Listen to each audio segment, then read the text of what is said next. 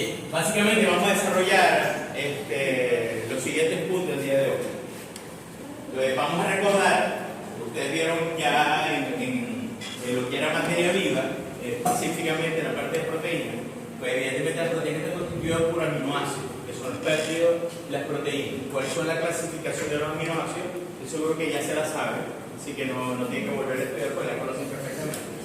¿Cuál es la estructura química de las proteínas? Metabolismo del grupo aminohiduria y la descarboxilación de las aminas. ¿Quién me ayuda con...?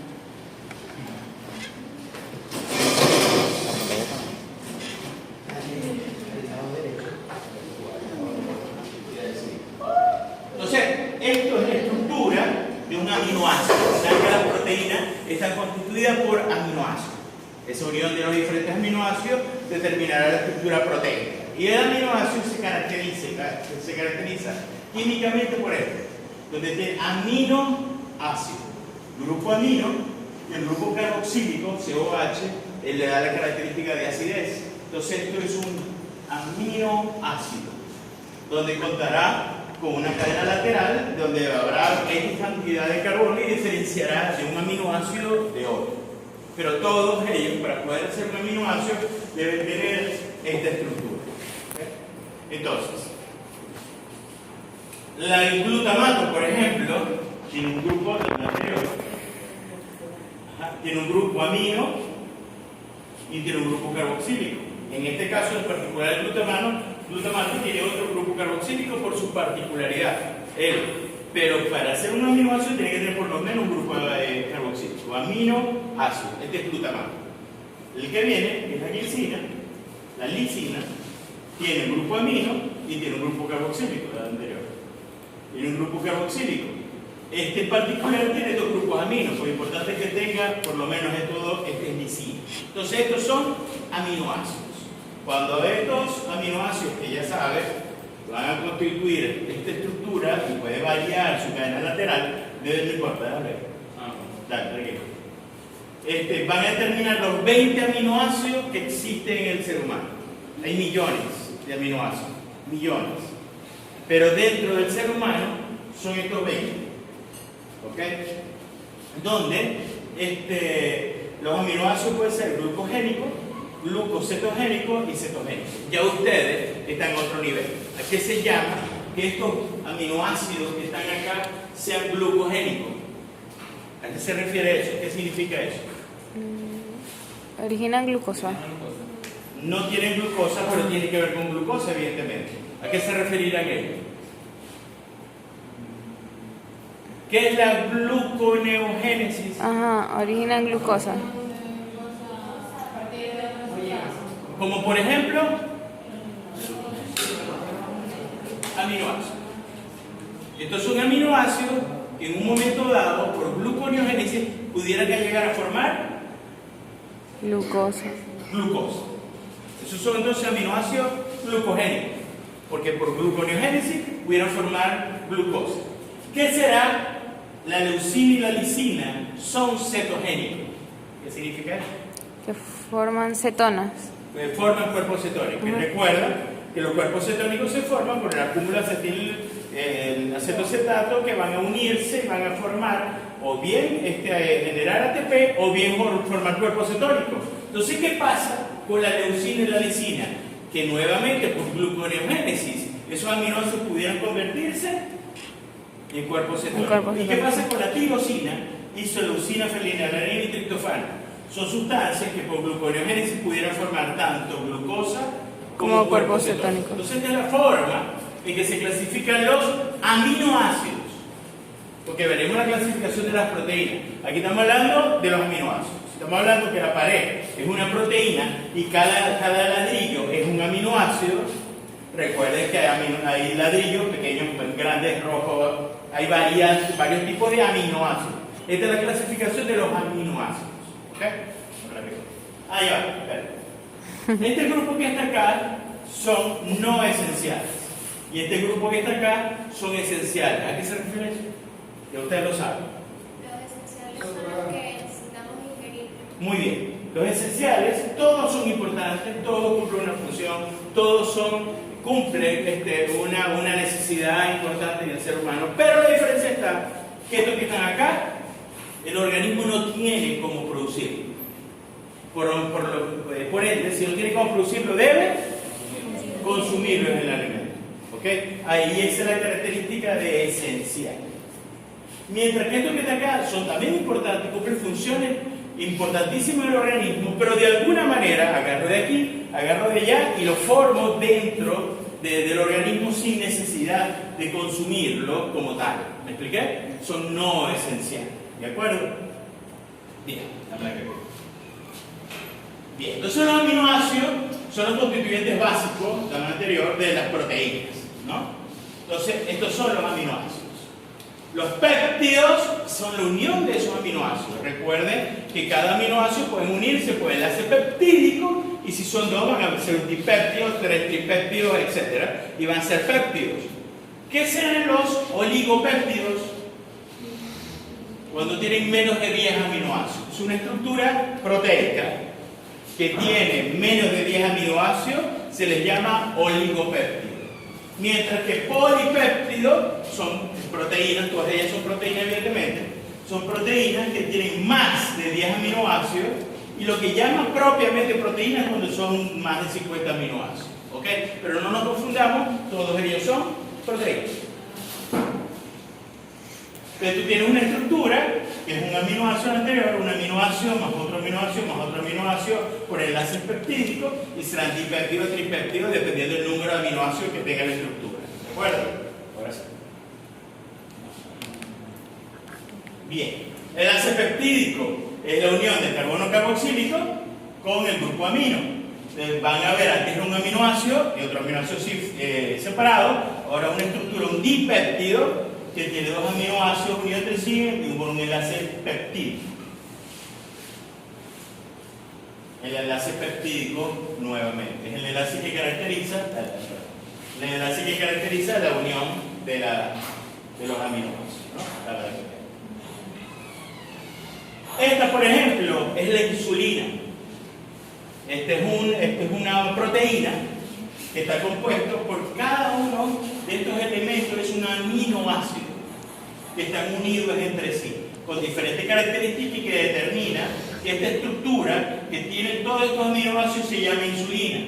Hoy por hoy, esta proteína sabemos cómo es, que la deriva primero, que la deriva segundo, que aquí hay un puente que va a otro. Sabemos exactamente cómo es esta estructura y esta unión de todos y cada uno de estos aminoácidos. Ahora, las proteínas tienen una estructura. Esta lo conocen ya ustedes también. Esta estructura se está dando mucha importancia últimamente. Esta estructura tiene 4 niveles: primaria, secundaria, terciaria y cuaternaria. Primaria es como la que vimos ahorita con la insulina. Es esa unión de aminoácidos uno con el otro, ¿no? Esa unión, no. Dame la anterior. Dale. Donde tienes un aminoácido unidos entre sí, la anterior. Esto sería una estructura primaria. Y ese, el enlace que une a esos aminoácidos, ¿cómo se llama? ¿Cómo se llama la unión entre los diferentes aminoácidos? Enlace peptídico. Entonces, es lo que caracteriza la estructura primaria. Si cuando ya hay otro tipo de uniones entre los aminoácidos, no solo el enlace peptídico, me dará una estructura secundaria. Si ahora se suman más tipos de uniones entre los aminoácidos, me dará una estructura terciaria y luego la cuaternaria. Vamos a ver cuáles son, cómo es eso. Alanina, más glicina, más tirosina, más cisteína son diferentes aminoácidos que unidos entre sí me dará un péptido. ¿Okay? Si tienen menos de 10 será un oligopéptido, si más de 10 será un polipéptido. Entonces este será un péptido. Y cada uno de ellos tiene una unión peptídica, un enlace de unión peptídica. Esto es característico y típico de estructura primaria. Pero si ahora la que ver. Y eso hace que tenga estas uniones. ¿Okay? Siempre va a haber, en la anterior, un carbono amino terminal y siempre va a haber un carbono amino carboxílico. Porque si no, no fuera, evidentemente, la estructura proteica. También aquí.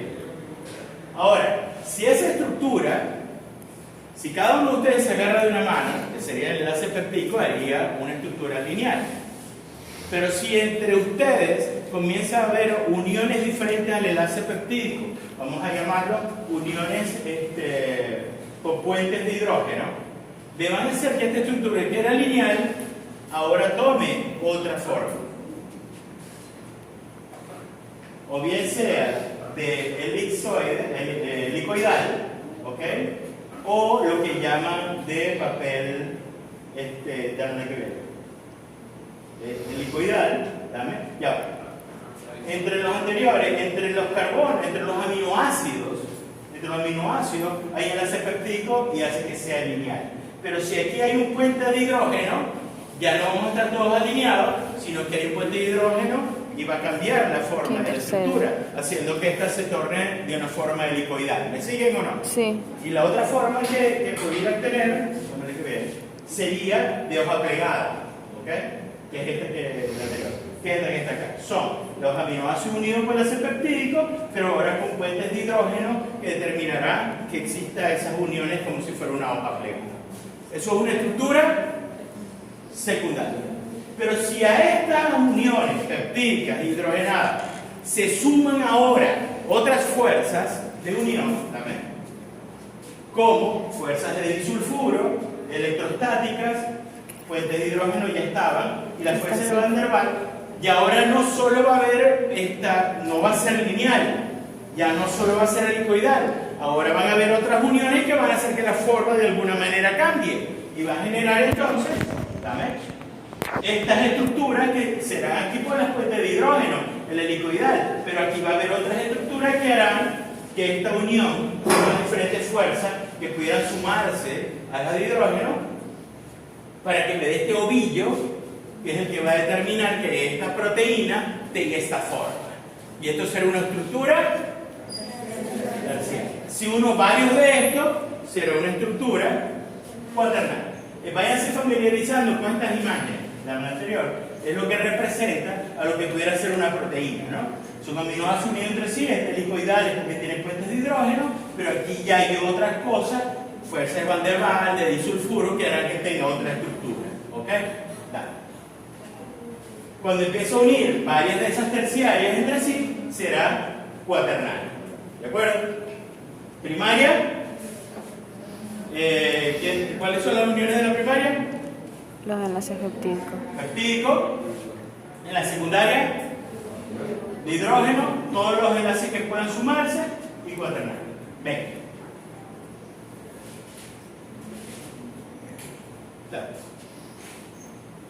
Eso es las estructuras de la proteína. Estructura. Ahora, vimos ya la clasificación de los aminoácidos. Cuando se unen entre sí, formarán proteínas. Ahora vamos a la clasificación de las proteínas. Ya no de los aminoácidos, sino de las proteínas.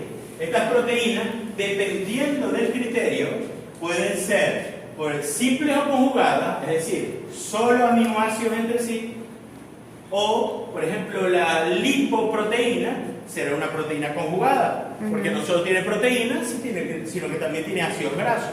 La glucoproteína será conjugada. ¿Me explico? Si tiene otra estructura diferente a la parte de aminoácidos, será conjugada. De acuerdo a la forma, globular sería una proteína terciaria, como la hemoglobina. Fibrosa, más lineal, ¿no? Según su función, las proteínas cumplen muchísimas funciones. Y esto cada vez se le está dando más importancia a esto. Las enzimas, amiga pana de ustedes, son estructuras proteicas y cumplen funciones de aceleramiento de enzimas. Proteínas de transporte, las lipoproteínas transportarán grasa. La albúmina en la sangre transportará elementos también que se necesite transportar en la sangre, de transporte. Contráctiles, los músculos, pero son proteínas, evidentemente. De defensa, los anticuerpos son proteínas, la globulina, glóbulos blancos. Reguladores nutrientes y las hormonas, insulina y glucagón, que sueñan ustedes con ellas, son proteínas y determinarán funciones, evidentemente, regulación del metabolismo de los glúcidos en ese caso. Entonces, esa es clasificación de las proteínas. ¿Qué es esto? ¿Qué es esto? La insulina. Cada vez se le está dando más importancia a la determinación de estas proteínas. Ya se sabe cuáles son cada uno de los aminoácidos que tienen esa secuencia. Hoy por hoy, por ingeniería genética, puede producirse insulina. ¿Qué importancia puede tener eso? El paciente diabético que no produce insulina, ok, ya no hay problema, bueno, sí hay problema, pero la forma de solucionar ese problema está en que puedo producir insulina de esta manera y corregir la insulina que no puede producir. Ese ejemplo se está dando hoy últimamente a grandes cosas que vamos a vivir nosotros en el área de la medicina. El conocer una proteína nos da la posibilidad de poder producir.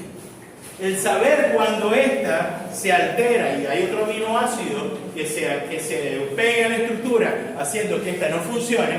Por ejemplo, el Alzheimer, la demencia senil, se sabe que hay unas proteínas alteradas, ¿okay?, que pueden ocupar espacio en tejido neurológico y determinando que no haya estas conexiones neurológicas, haciendo que la persona quede en demencia o produzca Alzheimer. Saber que esa estructura existe, podemos de alguna manera tratar de bloquearla para que no se pueda producir. Hoy por hoy, la gente de Google está haciendo inteligencia artificial y con ello están determinando millones de estructuras proteicas y cuál es su secuencia de aminoácidos. Cosa que hasta ahora no se podía hacer, no se sabía. Entonces ahora ya no solo se conoce insulina, sino que también, bueno, ahorita le termino de decir eso, se le puede determinar cualquier cantidad de proteínas que cumplen una función. Ya vieron, de transportes, de hormonas, de anticuerpos, ¿me expliqué? Entonces el conocer el que esa proteína tiene esa estructura cada vez va a tener una importancia mayor para modificar o bien que se está produciendo mal o bien evitar que se produzca una alteración. Ya, ¿dónde? Recuerden que entre los aminoácidos habían aminoácidos esenciales y no esenciales. De los no esenciales significa que hay un pool de estructuras de aminoácidos donde si yo necesito un aminoácido no esencial, me busco de los aminoácidos que acaban de entrar por la ingesta de la comida, y esos serían esenciales, o de otras estructuras que en el organismo las modifico para convertir este aminoácido. Voy a verlo más claro. Si saben bien que los aminoácidos son grupo amino o grupo carboxílico, metabólicamente podemos modificar esta estructura. ¿Qué pasa si yo quito este grupo amino? En un proceso metabólico que se llama transaminación. Transaminación. Que consiste en la transferencia del grupo amino al alfa-cetoglutarato, dando como resultado un glutamato y un alfa-cetoácido. Este concepto apréndaselo porque así lo voy a ver. ¿Ok? Eso es transaminación. Vamos a ver. Ustedes tienen acá una estructura que se llama alfa-cetoglutarato. Y aquí tienen un aminoácido que tiene un grupo amino y un grupo carboxílico. Si yo a este aminoácido le quito el grupo amino y se lo doy al alfa-cetoglutarato, que no es un aminoácido, porque es una estructura que tiene carbono carboxílico, pero que no tiene grupo amino, alfa-cetoglutarato. Al recibir ese grupo amino se convierte en glutamato, que es un aminoácido. Este proceso se realiza, como todo metabólicamente hablando, se utiliza por una aminotransferasa, enzima que se llama aminotransferasa, que es la enzima que se encarga de transferir el grupo amino del aminoácido al alfa-cetoglutarato para que se forme el glutamato. ¿Entendido? La enzima que va a generar este proceso. Ese proceso se llama transaminación. Dámelo. También hay un proceso de desaminación oxidativa, donde el glutamato, por la glutamato deshidrogenasa, que es una enzima que se encargará de quitar hidrógeno, pero además le quita el grupo amino. No se lo transfiere a nadie, se lo quita. Este proceso se llama desaminación oxidativa. ¿Y por qué oxidativa? Porque le está quitando los hidrógenos. ¿Entendido? Desaminación oxidativa.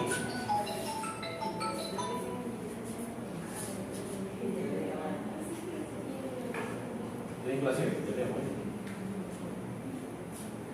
de desaminación oxidativa.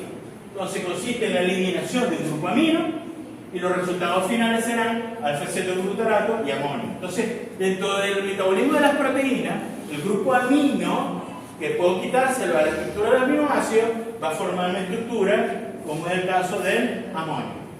Y esto es importante, porque entonces el organismo tiene que lidiar con ese amonio. Y existe la transdesaminación. ¿Qué será eso? ¿Qué será la transdesaminación? La transferencia del aminoácido. ¿A quién se lo da el aminoácido? ¿A quién se lo damos? Al alfa-acetoglutarato. ¿Quién me permite este proceso? La aminotransferasa. Se forma glutamato y de una vez la desaminación oxidativa. Le quito hidrógeno, pero también le quito la urea al glutamato y queda otra vez alfa-acetoglutarato. Este juego es el que permite que yo pueda sacar de aquí, poner allá para formar otra estructura. Pero en el metabolismo de esto se forma amonio. En cantidades pequeñas no es un problema, pero él es una base fuerte que puede ocasionar cambios en el pH. Es tóxico para el cerebro, ¿ok? O sea que de alguna manera tiene que ser eliminada. Insisto, metabólicamente y fisiológicamente hablando, en cantidades normales se producen pequeñas cantidades, ¿ok? Y se puede eliminar por algo que se llama ciclo de la urea, y la urea será eliminada luego por riñón. En patología, como en la cetoacidosis diabética que les fascina a ustedes, ¿ok? Donde hay una exagerada producción de gluconeogénesis y hay una degradación enorme de proteínas. En la degradación de proteínas, adivinen que puede producirse muchísimo. Amonio. Donde muchas de ellas querrá irse por orina, pero el que tiene cetoacidosis diabética, o el que tiene hepatitis alcohólica, o el que tiene una hipoglicemia severa, se desmaya, convulsiona, alucina, tiene alteraciones neurológicas. ¿Por qué? Por el amonio. ¿Entendido? ¿Okay? Eso en condiciones anormales. Pero en condiciones fisiológicas normales, la urea se elimina, el amonio se elimina en forma de urea por riñón a través del ciclo de la urea. Este es el amonio, se formará ciclo de la urea, que no lo voy a dar, formará urea y este se eliminará por la orina. ¿Entendido? Entonces, hasta ahora, al aminoácido de las proteínas hemos jugado con el grupo amino. Bien, por desaminación, por transaminación o de transdesaminación. Por cierto, las aminotransferasas son enzimas que están ubicadas especialmente y únicamente ¿en dónde? En el hígado. Eso da una gran ventaja. Si yo quiero, y eso lo deberían saber ya, si yo quiero saber si el paciente tiene una hepatitis o el hígado está inflamado, ¿qué hacen ustedes? Se solicita por laboratorio los niveles de las aminotransferasas, que son enzimas que solo deberían estar dentro del hígado. No tiene por qué estar en la sangre. Si empieza a estar en la sangre y está muy elevada, algo le pasó al hígado. El hígado está inflamado, está roto, está deteriorado, está afectado. Hay una hepatitis. Entonces TGO, TGP, que es transaminasa glutámica oxalacética y transaminasa glutámica pirúvica, son aminotransferasas. Son enzimas que se encargan de transferir el grupo amino de los aminoácidos dentro del hígado, y su localización exclusiva del hígado nos podrá dar diagnóstico de hepatopatías, de afectaciones a nivel de hígado. ¿Me siguieron? ¿Sí o no? Ajá. Grupos amino. Ahora vamos a jugar con el grupo carboxilo. ¿Qué ocurre si a este aminoácido le quito el grupo carboxilo?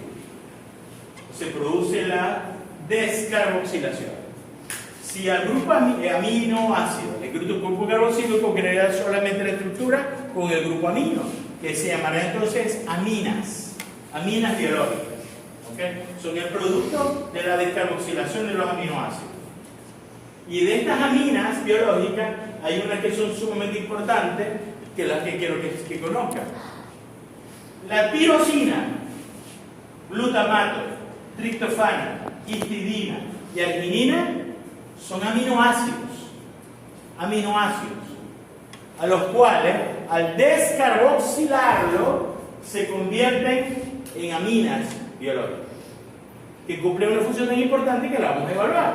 Entonces, de la tirosina, que es el aminoácido, al descarboxilarlo se convierte en dopamina, noradrenalina y adrenalina.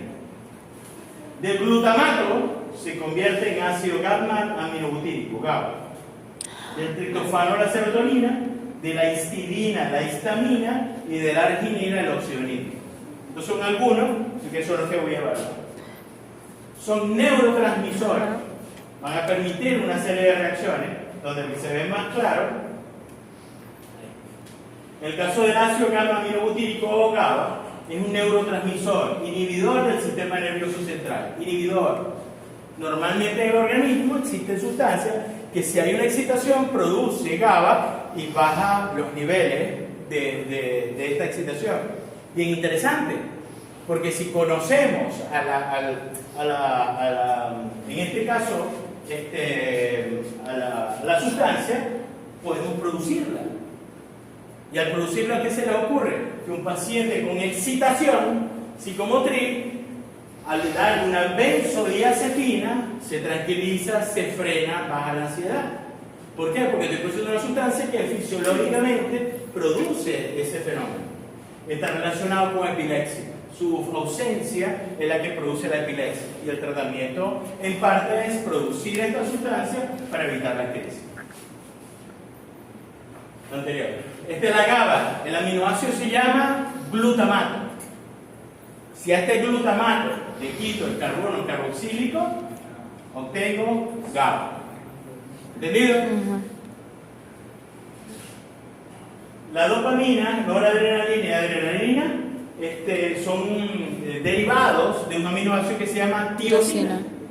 Si a la tirosina le quito el grupo de carbono carboxílico, obtengo esta sustancia. ¿Qué son estas sustancias?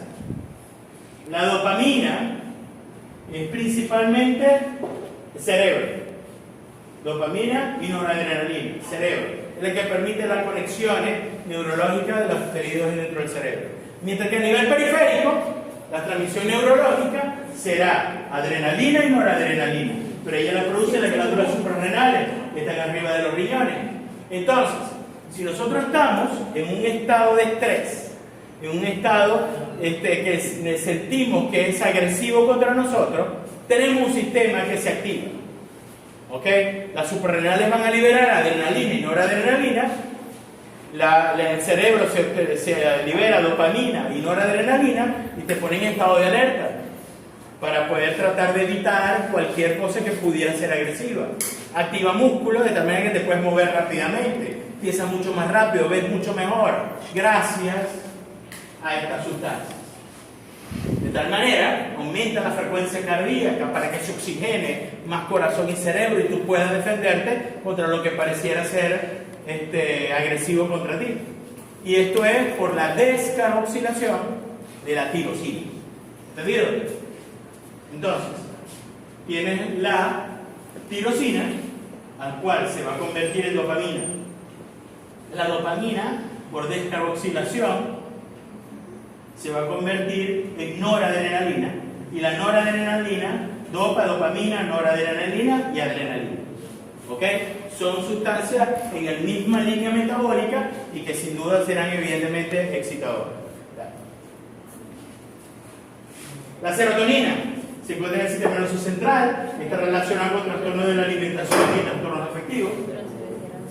La serotonina proviene del triptofano. El triptofano es el aminoácido que al descarboxilarlo le va a generar serotonina.